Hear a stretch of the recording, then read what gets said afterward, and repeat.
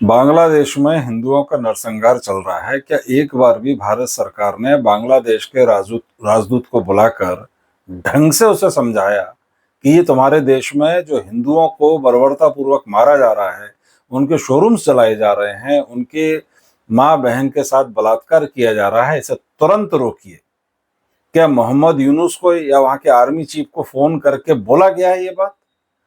बांग्लादेश जैसा एक छोटा सा मामूली सा पिद्दी सा देश, उसके अंदर हिंदुओं के साथ जो कुछ हो रहा है, और भारत जो अपने को वैश्विक महाशक्ति कहता है, उसकी उपस्थिति में, उसके ठीक बगल में जिसका 4000 किलोमीटर से ज्यादा का बॉर्डर लगा हुआ है, उस देश में अगर हिंदुओं का नरसंहार हो रहा है और केंद्र सरकार कुछ नहीं कर रही है, तो ये क्या दर्शाता है? क्या भारत सरकार को सीधे सीधे दखल नहीं देना चाहिए? अमेरिकन डीप स्टेट ने और चाइनीज इंटरवेंशन ने वहां जो आंदोलन खड़ा किया, सो कॉल्ड छात्र आंदोलन, जिसमें आतंकवादी तत्व घुस गए उसके अंदर और बहुत कुछ गड्ढमड्ढ हो गया। वहां की आर्मी अमेरिका के साथ नेगोशिएट करके उनकी तरफ हो गई, शेख हसीना को देश छोड़ना पड़ा। ये सब कुछ घट गया और भारत बैठा रहा, होने दिया भारत ने। फिर आप कैसी वैश्विक महाशक्ति हैं? आप तो क्षेत्रीय महाशक्ति भी नहीं है, आप उप क्षेत्रीय महाशक्ति भी नहीं दिख रहे हैं। आपके चारों तरफ के सारे मुल्कों में जो जहां जो मर्जी है वो कर रहा है। पाकिस्तान में चीन घुसा बैठा है, अमेरिका पूरा दखल दिए हुआ है। श्रीलंका में चीन ने दखल दे रखा है। नेपाल आपको आंखें दिखाता है लिपुलेख वाले एरिया के ऊपर और अन्य विषयों पर, वहां चीन ने सत्ता परिवर्तन करा दिया। वहां केपी ओली फिर से प्राइम मिनिस्टर बन गए। चारों तरफ स्थिति चीन ने, अमेरिका ने, अब बांग्लादेश बचा था वहां भी कर लिया। और इतना ही नहीं, वहां हिंदुओं को लगातार मारा काटा जा रहा है। अब हम किस तरह से अपने को महाशक्ति के रूप में स्थापित करेंगे? एक तो हम अपने चारों तरफ ये सब होने दे रहे हैं, जबकि हमें इंटरवीन करके सब चीजें होने नहीं देना चाहिए।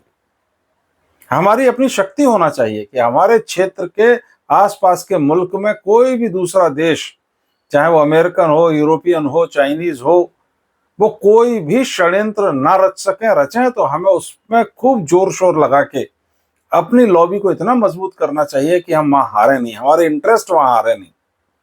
और अब हम देख रहे हैं कि वहां हिंदुओं पर अत्याचार हो रहा है, नरसंहार हो रहा है, मंदिर तोड़े जा रहे हैं, लोगों को मारकर लटकाया जा रहा है, लोगों के शोरूम्स जलाए जा रहे हैं, हजारों लाखों लोग हिंदू बेघरबार हो गए। कौन इस चीज को देखेगा? भारत सरकार को यहां एक, जिसे कहते हैं ना कि एक मैनलीनेस, एक मर्दानगी दिखाना चाहिए। अभी भी समय है, अभी भी वहां इंटरफियर करें, इंटरवीन करें। और मुझे लग रहा था कि ये अपने जितने भी एम्बेसी के एम्प्लॉइज हैं बांग्लादेश में, उनको बुला लेंगे, और वही हुआ। हम इतने भयभीत हो गए कि हमने वहां अपने 180 के करीब जो एम्प्लॉइज थे उन्हें भारत बुला लिया। हमें वहां उनकी सिक्योरिटी के लिए अपनी फोर्सेस भेजनी थी, जैसे अमेरिका अपनी हर एम्बेसी के अंदर अपने मरीन कमांडोज को रखता है। आज यूएस एम्बेसी पर जाकर चढ़ाई करके दिखाए कोई? यूएस एम्बेसी के अंदर से मरीन कमांडो निकलेंगे और आपको उड़ा देंगे, क्योंकि जो एम्बेसी एरिया होता है वो उसी देश का माना जाता है जिस देश की एम्बेसी होती है। लेकिन भारत की एम्बेसी पर पूरी दुनिया में हमले हो रहे हैं, अमेरिका में भी हो रहे हैं, कनाडा में भी हो रहे हैं, ब्रिटेन में भी हो रहे हैं, और बांग्लादेश जैसे देश में भी हमको अपने सारे लोगों को बाहर निकालना पड़ा एम्बेसी से। हम अपनी एक टुकड़ी नहीं भेज सकते थे कमांडोज की वहां पर। हम किस समय में जी रहे हैं? हमारी सरकारें कर क्या रही हैं? सिर्फ राजनीति में उलझे हुए हैं, चाहे पक्ष हो चाहे विपक्ष हो। सब वोट बैंक की राजनीति कर रहे हैं। वोट मिलेगा वहां कार्य करेंगे, पूरा नाप तोल कर, और अदरवाइज टैक्सेस आपके ऊपर ला देते जाएंगे। टोल टैक्स, रोड पर चलने का पैसा आपको देना है। गाड़ी खरीदें तब रोड टैक्स दें, जब आप हाईवे पर चलें तब टोल टैक्स दें उसी रोड के लिए। आप इनकम टैक्स भरें, आप तरह तरह के जीएसटी दें अगर आप कोई चीज खरीदते हैं। लेकिन जब हिंदुओं की रक्षा की बात आए तब सरकारें शांत बैठी हैं। यह ज्यादा से ज्यादा एक ट्वीट कर दिया या पार्लियामेंट में वो विषय उठा दिया। चीजें ग्राउंड पर दिखना चाहिए। क्या भारत सरकार को नहीं पता था कि ये सब होने वाला है बांग्लादेश में? हमारी इंटेलिजेंस एजेंसीज क्या कर रही हैं, हमारे एनएसए क्या कर रहे हैं?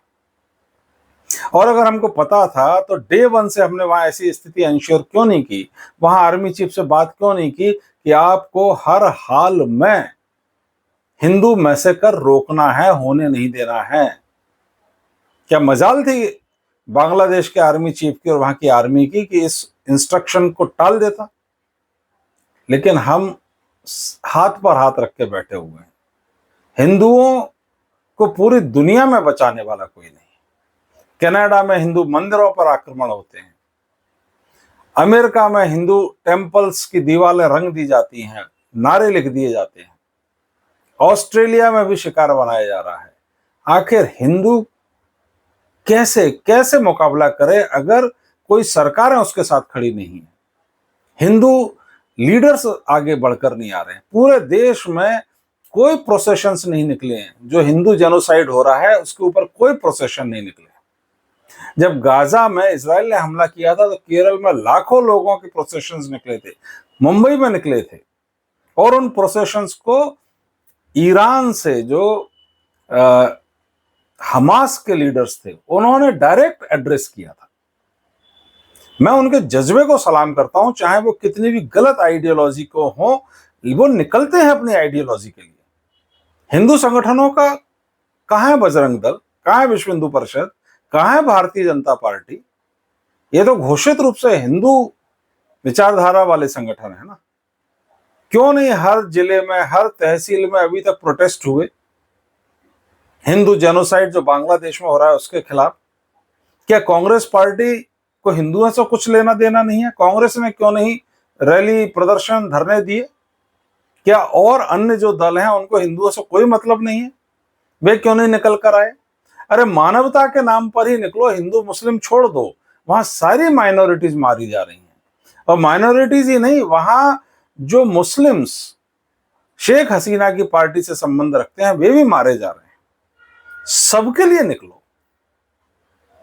अपने ठीक पड़ोस में अगर हम इस तरह की अराजकतावादी स्थिति बन जाने देंगे तो इससे हमारे अपने विकास पर बहुत अंतर पड़ेगा। तुरंत भारत सरकार को चाहिए कि वो एक्शन ले, और भारत सरकार एक्शन लेगी तो एक दिन में स्थिति सुधरेगी। एक दिन में। भारत ने ही बांग्लादेश को आजादी दिलाई थी। भारत के ना जाने कितने सैनिक उसमें शहीद हुए थे। और आज भारत के हिंदुओं के साथ जो हो रहा है, भारत सरकार को सख्ती दिखाना चाहिए। दोस्तों, हम सबके मन में आक्रोश है, उसी को मैं आज आपके सम्मुख रख रहा हूं। मैं इतना कहकर आप सबको प्रणाम करता हूं। फ्री वॉइस में लगातार इस तरह की चीजें मैं आपके सामने लाता रहूंगा। बहुत बहुत धन्यवाद।